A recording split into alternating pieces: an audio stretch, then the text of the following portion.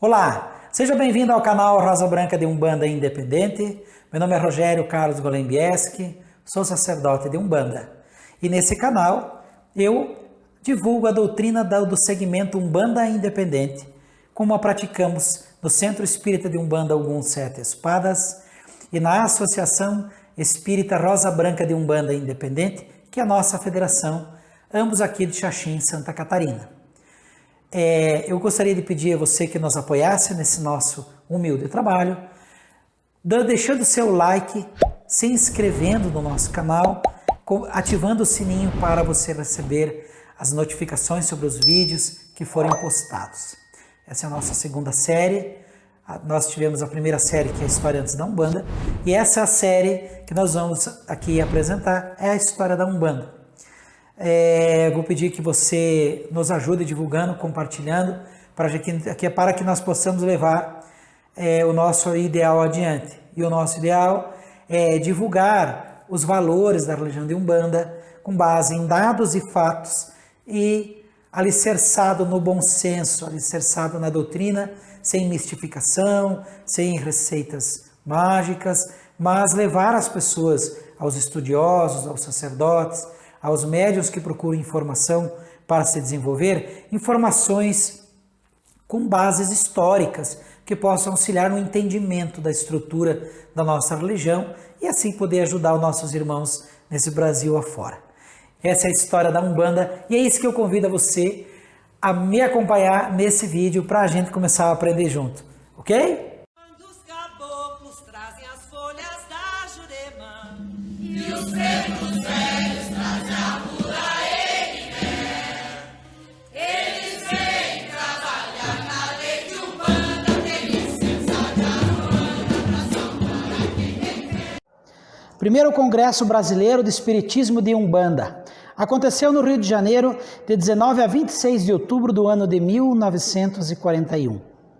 Na época, a religião, os umbandistas haviam sofrido com a lei de 1934, na qual a Umbanda sofreu um rebote por conta de que ela passou a ser fiscalizada por essa lei que fiscalizava os tóxicos e os entorpecentes.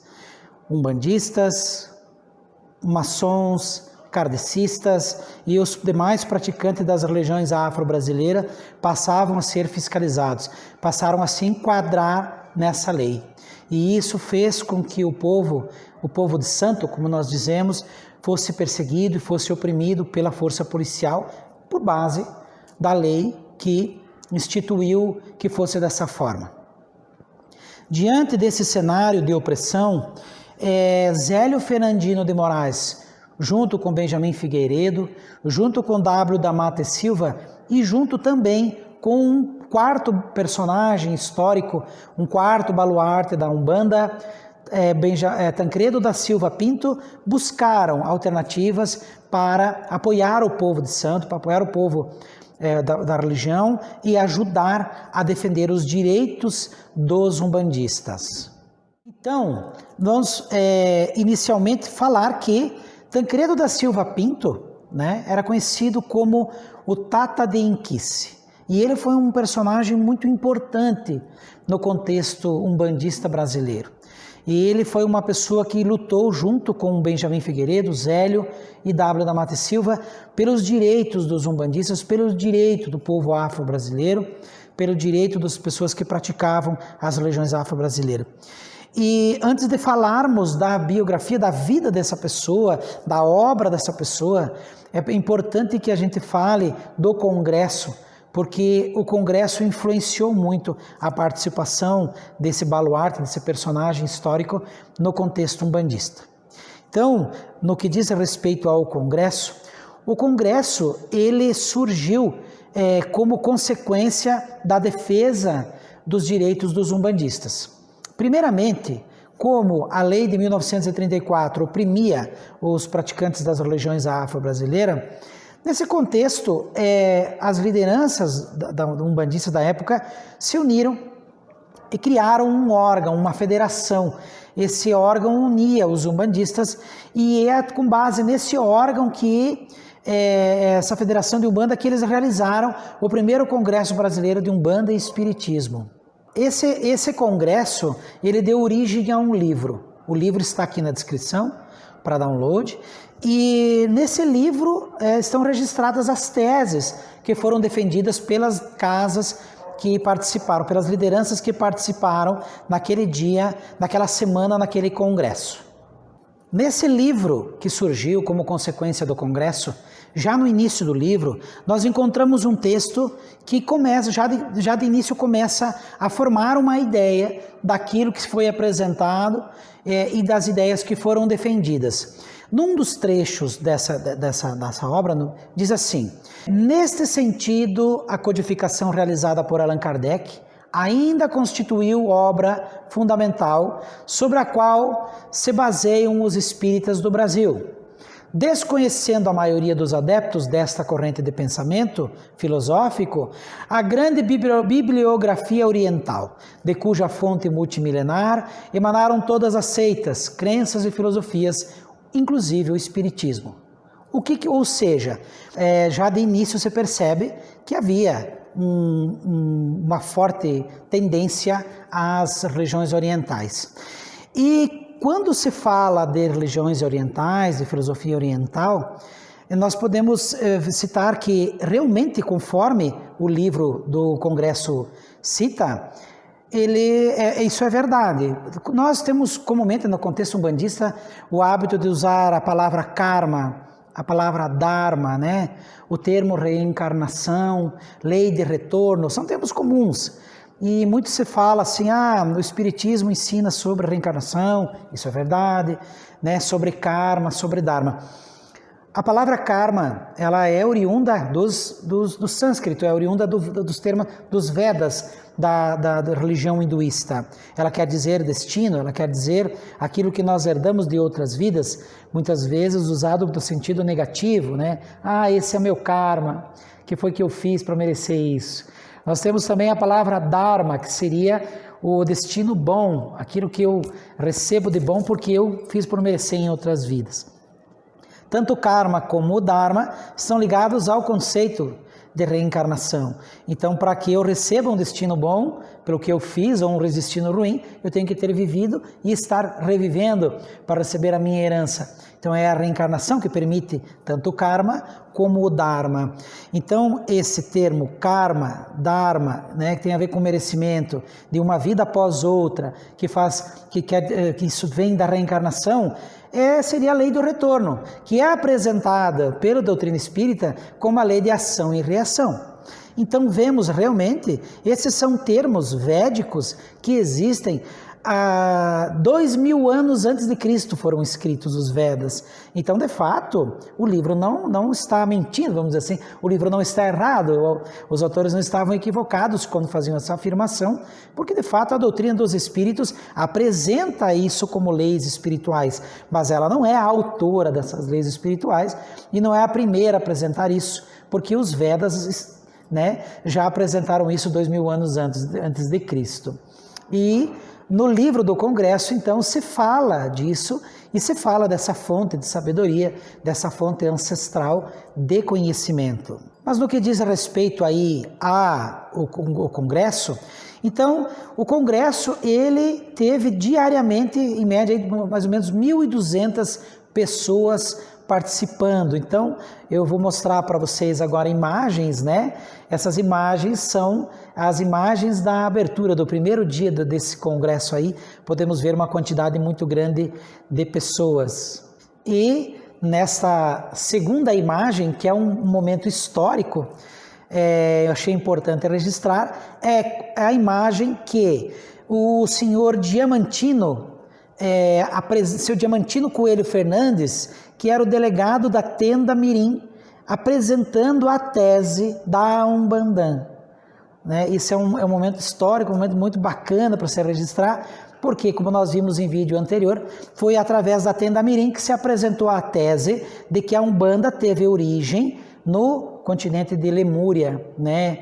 Então, e que a palavra correta seria oriunda do sânscrito a Umbandã. Então, nesta imagem nós podemos ver aí o seu Diamantino Coelho Fernandes apresentando a tese essa tese da Umbanda. Essa tese da Umbanda, ela dizia que a palavra Umbanda era dividida em duas partes. A primeira parte seria oriunda do mantra Om, né? Esse mantra Om, ele é pronunciado na prática da meditação, e ele facilita o desenvolvimento psíquico, segundo, né, o hinduísmo, segundo o budismo, segundo as doutrinas orientais. Ele facilita a concentração, facilita aí o desenvolvimento psíquico. E a palavra banda, segundo o que foi apresentado, ela significaria movimento constante, força centrípeta, né?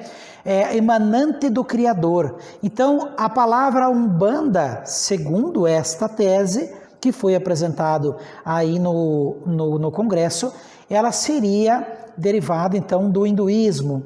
Na obra O Bhagavad Gita, nós encontramos, né, o Om, uma das traduções do Om, inclusive está na nota de rodapé do livro do Congresso de Umbanda, que diz assim: segundo o Bhagavad Gita, ou a Sublime Canção da Imortalidade, né, a tradução de Francisco Valdomiro Lourenço.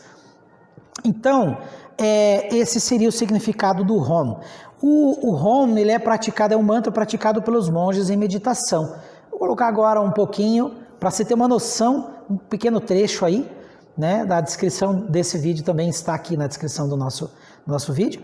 Ele pode ser encontrado na descrição, para que vocês tenham uma ideia do que se está falando aí, né? Faz parte do mantra Om Mani Padme Hum, praticado pelos orientais. Vamos lá.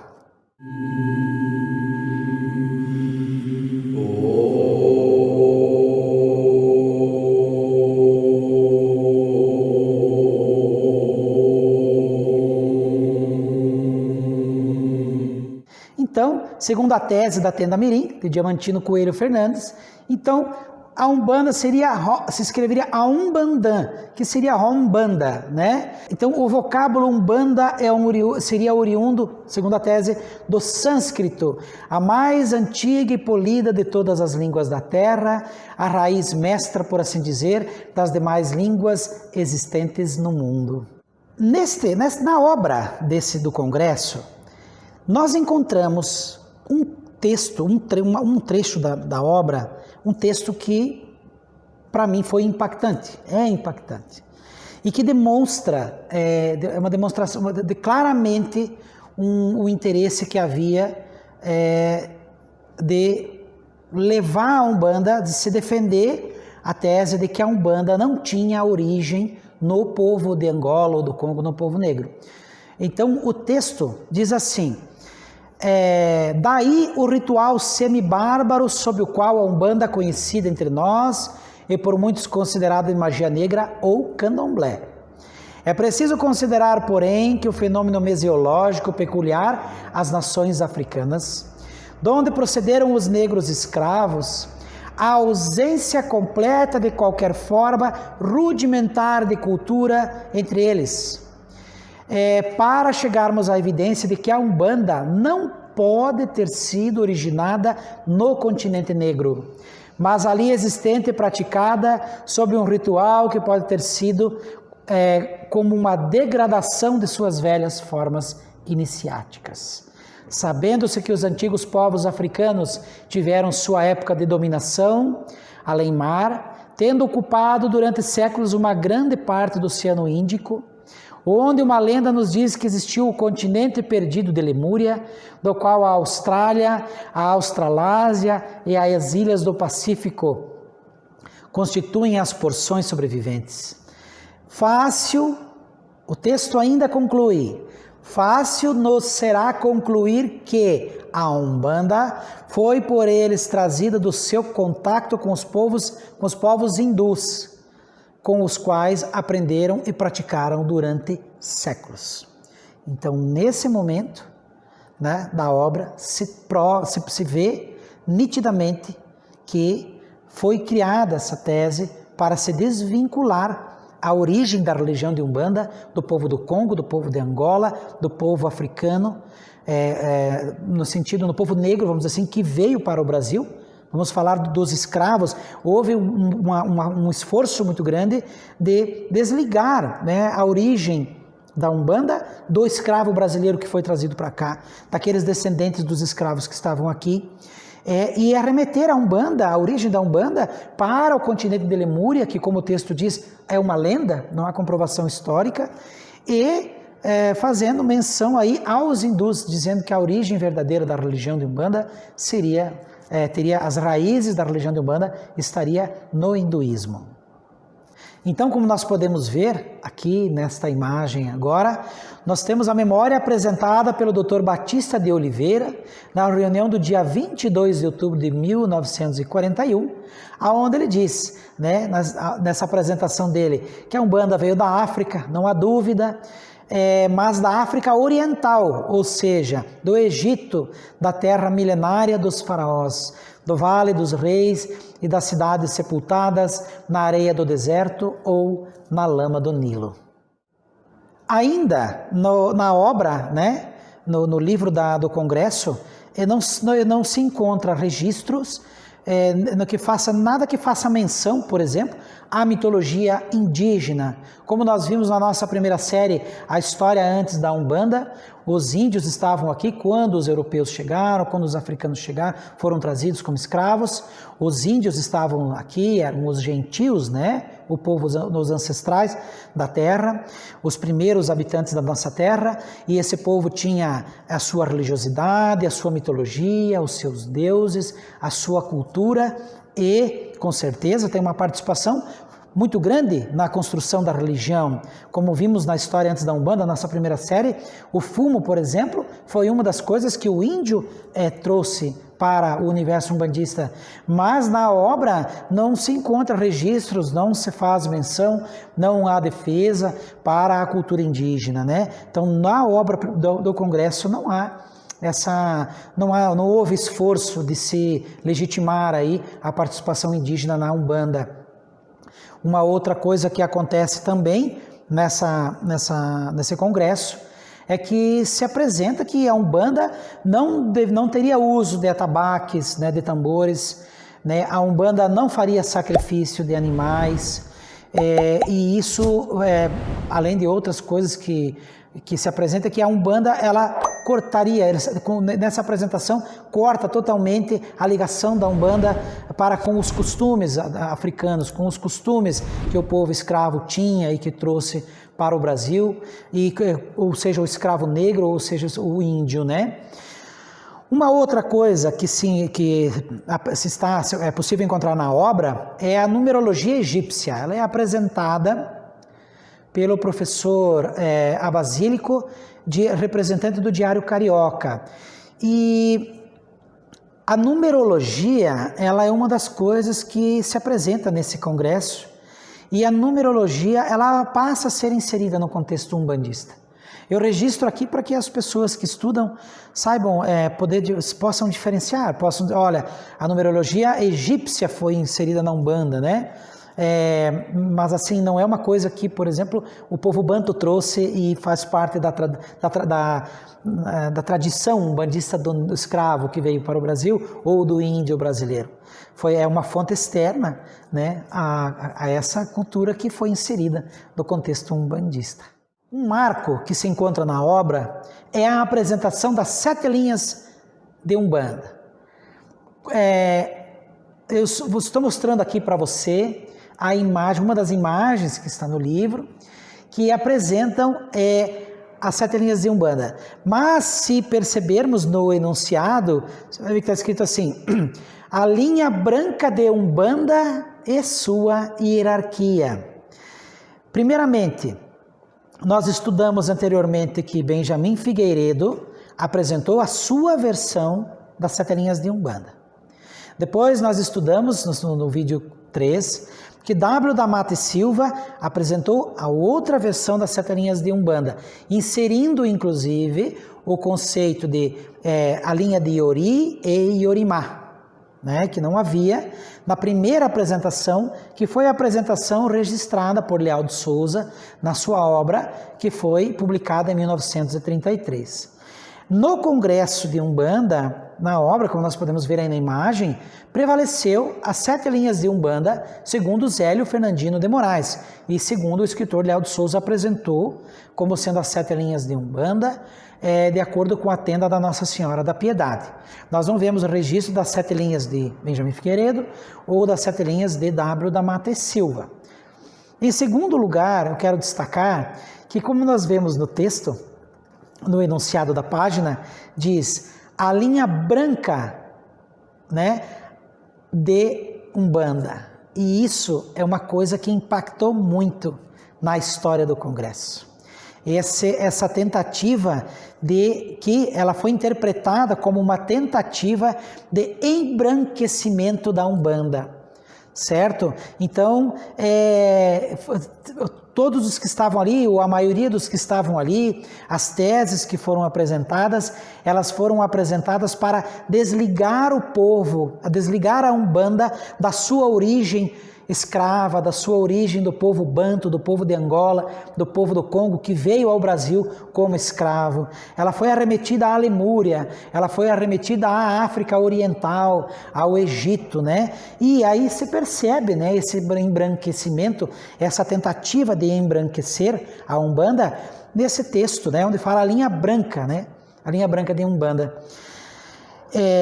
E com relação a isso, eu gostaria aqui de registrar uma pessoa, um acontecimento da minha vida, que foi quando eu tive o prazer, o grande prazer de estar no Santuário Nacional de Umbanda.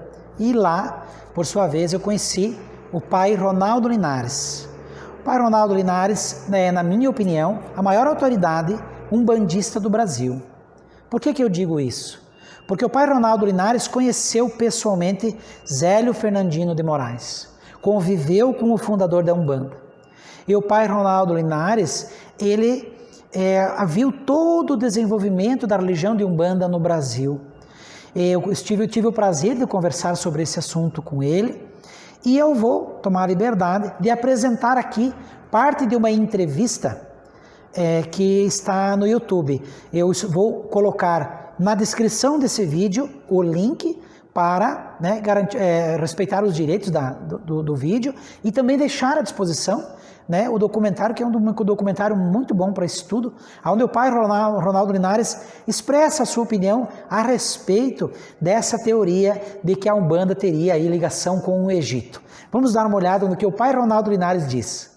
Eu recebi uma revista e a revista trazia na capa, primeiro número da revista, exclusivo, eu fundei a Umbanda. Meu Deus do céu, o título era tão gritante que eu achei que talvez não fosse como estava na capa, talvez aquilo não fosse autêntico, não fosse verdadeiro. Né? Mata e Silva diz que a Umbanda tem 4.000 anos. Vocês já imaginaram o faraó incorporando o preto velho, gente? Não bate. Nada coincidia aqui, compreende? Essa transposição para um período tão antigo. A Umbanda tem o seu berço no período colonial brasileiro, certo? A Umbanda tem o seu berço no seio da senzala. Essa é que é a grande verdade, compreende? Tudo que nós fazemos em torno da Umbanda nos leva de volta a esse período. Então, como nós vimos aí, né? Então houve realmente, na minha opinião, pelo menos houve, com certeza, uma tentativa de embranquecer a Umbanda, de desligar a Umbanda da sua origem ligada aos nossos ancestrais escravos. Não houve menção, né, à cultura, à religiosidade indígena, e o Congresso trouxe, com certeza, muitos benefícios, nós veremos nos vídeos a seguir, trouxe muito benefício para os praticantes da religião de Umbanda. Mas como nós conversamos no início desse vídeo, a federação que foi criada, que por sua vez fez o Congresso, ela foi constituída e o Congresso foi organizado pelos baluartes da Umbanda, pela liderança da época, Zélio Fernandino de Moraes, Benjamin Figueiredo, W. da Mata e Silva e Tancredo da Silva Pinto, o Tatá de Inquice. E Tancredo da Silva Pinto, ele, diante desse cenário apresentado no Congresso de Umbanda, ele se impactou, ele não concordou com a tese apresentada. Ele não concordou com aquilo que foi apresentado ali, porque ele, assim como outros, praticavam o culto de Omolocô. E Tancredo da Silva Pinto, ele não aceitou aquela situação e ele tomou uma atitude. Tancredo da Silva Pinto se posiciona de uma maneira muito importante no contexto umbandista, ele auxilia muito a sociedade umbandista, né, a religião de Umbanda como um todo, mas ele se posiciona de forma contrária a tudo aquilo que foi apresentado. E isso, o que aconteceu, o posicionamento de Tancredo da Silva Pinto, é o que nós veremos no vídeo a seguir. Antes de encerrar, eu quero agradecer aí a Fraternidade Umbandista Luz de Aruanda, que disponibiliza no YouTube, né, essas imagens históricas maravilhosas aí, que é um marco histórico na nossa vida, na nossa história da Umbanda. O link está aqui abaixo na descrição do vídeo para quem queira visitar, né, e verificar aí as fotos, né, a matéria na íntegra. E então eu deixo aqui meu agradecimento por esse pessoal ter compartilhado na internet essas imagens tão bonitas. Então eu convido você no nosso próximo vídeo a estudarmos juntos sobre Tancredo da Silva Pinto. Eu espero que você tenha gostado desse vídeo e deixo a todos vocês o meu fraterno Saravá. Pomedipi,